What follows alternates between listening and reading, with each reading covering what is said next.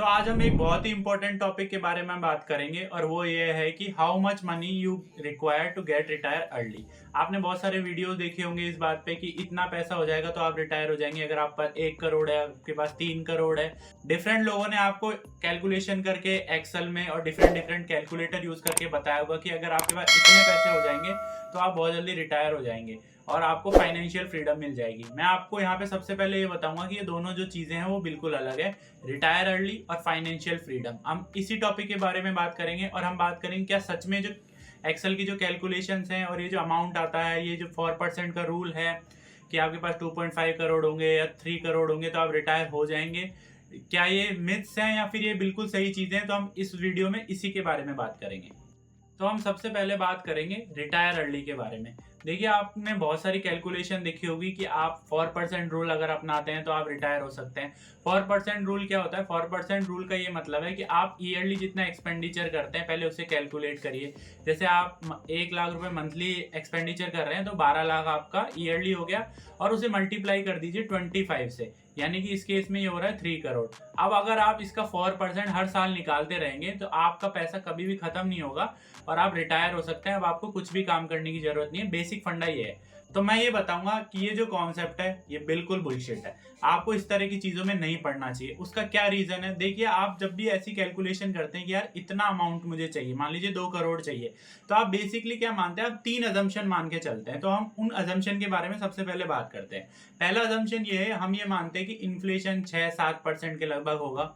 हम यही मान के कैलकुलेशन करते हैं, तभी जाके ये सारी चीज़ें, जो भी अमाउंट हम कैलकुलेट करते हैं वो आता है। लेकिन क्या इसमें सच में कोई बता सकता है कि जो आने वाले टाइम में इन्फ्लेशन इतना ही होगा? अगले 3 से 4 साल के लिए शायद आप फिर भी प्रेडिक्ट कर पाए, पर नेक्स्ट 30-40 ईयर्स बाद क्या होगा? अगर आज आप 30 के हैं, आप 60 के होंगे, क्या तब भी कंट्री में जो इन्फ्लेशन है वो 6 से 7% होगा? और ये जो इन्फ्लेशन है ये कितना करेक्ट है? ये कितनी सारी चीज़ों को छोड़ रहा है? जैसे आप देखते हैं रेंट जो है आपका, जो भी अगर आप रेंट पे रहते हैं तो देखेंगे कि आपका लैंडलॉर्ड आराम से 10% का कॉन्ट्रैक्ट करता है, हर साल उसको 10% बढ़ा देता है। यानी रेंट में जो इन्फ्लेशन है वो 10% है। एजुकेशन में लगभग 12% के लगभग का इन्फ्लेशन माना जाता है। तो ये जो डेटा है ये डिफरेंट डिफरेंट हो सकता है, तो आप गारंटी नहीं ले सकते। और यहाँ पे ये सिर्फ और सिर्फ वो इन्फ्लेशन को काउंट कर रहा है जो कि आपको गवर्नमेंट बता रही है, आपको आरबीआई बता रही है कि यार इस साल जो इन्फ्लेशन रहा वो रहा 6%। तो हो सकता है फ्यूचर में ना रहे और कोई नहीं जानता, हो सकता है कि कंट्री में कुछ इकोनॉमिक क्राइसिस आ जाए और ये इन्फ्लेशन 12-15-18% चले जाए, जैसे कि बहुत सारी कंट्रीज में हुआ भी है। दूसरी अजम्पशन हमारी ये है कि हमने जब कैलकुलेशन करी कि यार हमारा जो खर्चा है, मान लीजिए 1 लाख है, तो हमने इसमें कैलकुलेट किया हुआ कि 30,000 हमारा रेंट जा रहा है, 30,000 हमारा ट्रैवल में खर्च हो रहा है, 15-20 हज़ार हमारा ग्रोसरी में खर्च हो रहा है फॉर एग्जाम्पल, और 15-20 हज़ार एडजस्ट करे होंगे क्योंकि हर 2-3 महीने में थोड़ा बहुत कुछ नया खर्चा भी आता ही है। शायद आप वैकेशन पे जाएं, नया मोबाइल लें, लैपटॉप लें, ऐसे करके आपने कुल कैलकुलेशन किया और आपका जो कैलकुलेशन आया वो 1 लाख आया। पर क्या आपकी एस्पिरेशन है जो वो हमेशा इतनी रहने वाली है? क्या आप 1 लाख रुपए ही खर्च करेंगे? यहाँ पे सिर्फ इन्फ्लेशन की बात नहीं कर रहा हूँ मैं, यहाँ पे एस्पिरेशन की बात कर रहा हूँ। हो सकता है कि जैसे आप देख सकते हैं कि पहले 20 साल पहले कार कोई बहुत बड़ी चीज थी, मतलब ऐसी बड़ी चीज थी घर में एक कार होना, या फिर पूरी कॉलोनी में भी एक कार होने का बड़ा क्रेज रहता था। लेकिन अब ऐसी सिचुएशन हो गई कि आपको हर घर में कार मिल जाएगी। इवन ऐसे ऐसे लोग हैं जो हर साल कार बदलना चाहते हैं, बड़ी कार ले रहे हैं। ये एस्पिरेशंस है, ये लाइफस्टाइल का इन्फ्लेशन है जो मैंने एक वीडियो में पहले भी बात करी थी। आप इसको कैलकुलेट नहीं कर सकते। हो सकता है फ्यूचर में लोग मार्स पे जाएं, क्योंकि अभी तो ये पॉसिबल नहीं है, लेकिन हो सकता है 20 साल बाद इलॉन मस्क उसे पॉसिबल कर दे और आप मार्स पे जाने की सोच लें। तो आपके एस्पिरेशन का आप कुछ नहीं कह सकते। उसके अलावा खर्चे भी इसमें बढ़ेंगे, क्योंकि मान लीजिए आप जब रिटायर होंगे, आपकी एज 60 है, तो 60 के बाद कुछ ऐसे खर्चे होंगे जो आप ना चाहते हुए भी आपके बढ़ेंगे ही बढ़ेंगे। जैसे मेडिकल एक्सपेंडिचर है, हो सकता है आप वैकेशन पे जाएं क्योंकि आपने सोचा है कि यार अब मैं रिटायर हो गया, अब तो मैं घूमूंगा, 4 धाम यात्रा जाएं या कहीं पे भी आप फॉरेन ट्रिप करें, वर्ल्ड टूर पे निकल जाएं, तो वो कुछ खर्चे हैं जो आपके बढ़ने ही बढ़ने हैं। हो सकता है आपके बच्चे इतने लायक ना बने और आपको उनकी हेल्प करनी पड़े, ये भी बिल्कुल पॉसिबिलिटी है। तो ये जो भी कैलकुलेशन होती है 4% के हिसाब से, या जो भी आप एक्सेल में कैलकुलेट कर रहे हैं, इसमें ऐसा कोई फॉर्मूला नहीं है जहाँ पे आप एस्पिरेशन को रख पाएंगे। और तीसरी अजम्पशन आप ये मान के चलते हैं कि जहाँ पे भी आप इन्वेस्ट कर रहे हैं वहाँ पे आपको एक सर्टेन % का रिटर्न मिलने ही वाला है। जैसे इक्विटी में मैं करूंगा तो 12-14% का रिटर्न मान के चल रहा हूँ, पीपीएफ या कोई फिक्स इंस्ट्रूमेंट में कर रहा हूँ तो मैं 6-7-8% का रिटर्न मान के चल रहा हूँ।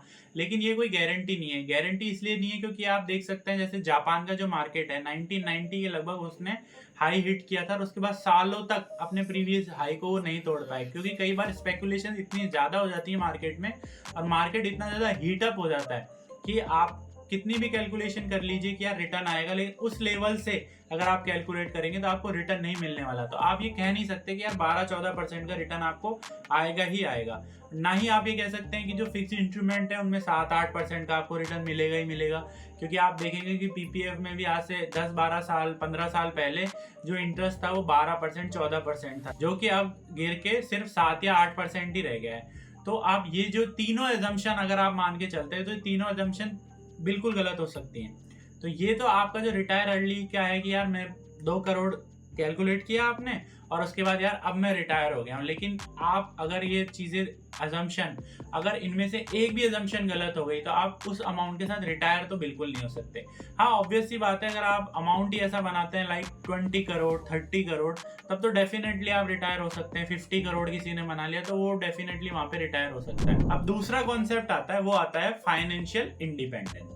फाइनेंशियल इंडिपेंडेंस और रिटायर अर्ली में क्या डिफरेंस है? देखिए, रिटायर का मतलब है कि अब आप कमाएंगे नहीं, यानी अब आप ऐसा कोई भी काम नहीं करेंगे जिसमें आपको वहां पे कमाना पड़े, आपको जॉब करनी हो चाहे बिजनेस करना हो एक्टिवली, अब आप वो नहीं करेंगे।